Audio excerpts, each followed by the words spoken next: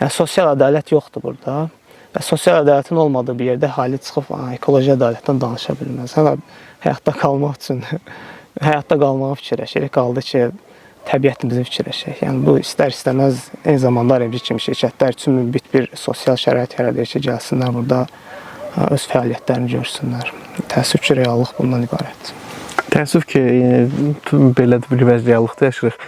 Ümumiyyətlə sıx-sıx danışırıq ki, niyə Avropada fərqli bir reallıq var, demokratik mühitdə yaşanır, dövlət institutları demokratik şəkildə işləyir və bizdə fərqlidir. Çünki o sosial mühitin elə təməlləri infrastruktur bazislər, tələblər, infrastruktur tələblərindən asılıdır. Yəni bizim bugün suya ehtiyacımız var və demokratiya haqqında, sağlam mühitdə yaşamaq haqqında, inkişaf, təhsil haqqında düşünə bilmirik. Çünki su yoxdur, yol yoxdur, qaz yoxdur, məktəb yoxdur, gündəlik həyatda qalmaq üçün pul yoxdur və pul qazanmaq lazımdır. İnsan gündəlik həyatında o qədər əziyyət içində keçirir, torpaqda işləyərək və yaxud çobanlıq edərək və yaxud gedib qıraqda bir yerdə işləyərək ki, demokratik inkişaflar, təhsil və s. ondan heç bir vaxtı qalmır, təəssüf ki.